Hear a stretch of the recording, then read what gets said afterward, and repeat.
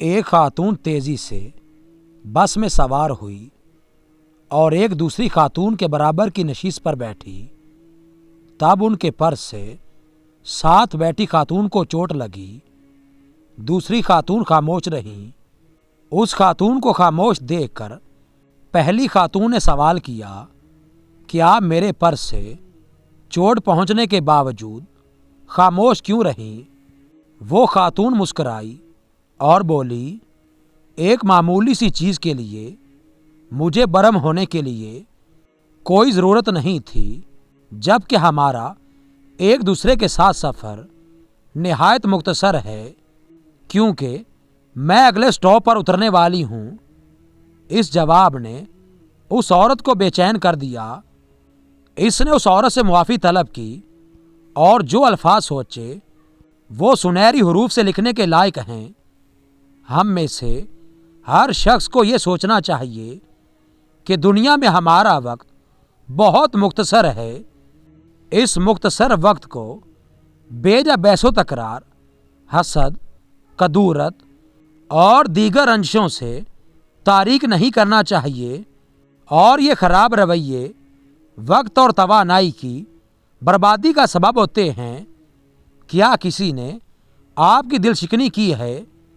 पुरसुकून रहिए, सफ़र बहुत मुख्तसर है। क्या किसी ने आपको धोखा दिया है? मुतमईन रहें और दबाव का शिकार ना हों, सफ़र बहुत मुख्तसर है। क्या किसी ने बिला सबब आपकी बेइज्जती की है? पुरसुकून रहिए और नज़रअंदाज कीजिए, सफ़र बहुत मुख्तसर है। क्या किसी ने आप पर नापसंदीदा तबसरा किया है? पुरसुकून रहिए, नज़रअंदाज और मुआफ़ कीजिए। उनको अपनी दुआ में याद रखें और बग़ैर सिला के उनसे मोहब्बत कीजिए। सफ़र बहुत मुख्तसर है। हर वो तकलीफ़ जो किसी दूसरे से आपको मिली, दर हकीकत वो उस वक्त ही तकलीफ़ बनती है जब आप उसके बारे में सोचते हैं। याद रखिए, हमारा एक दूसरे के साथ सफ़र बहुत मुख्तसर है। कोई भी इस सफ़र की तवाला से वाकिफ़ नहीं। कल किसी ने नहीं देखा, कोई नहीं जानता कि वो अपने मुकाम या मंजिल पर कब पहुंचेगा।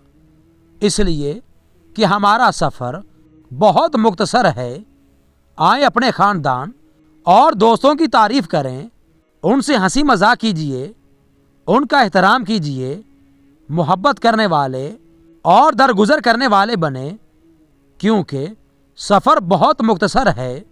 मुस्कुराहटें बांटें। अपना सफ़र उतनी खूबसूरती से इख्तियार करें जैसा आप उसको खूबसूरत देखना चाहते हैं, क्योंकि हमारा सफ़र बहुत मुख्तसर है।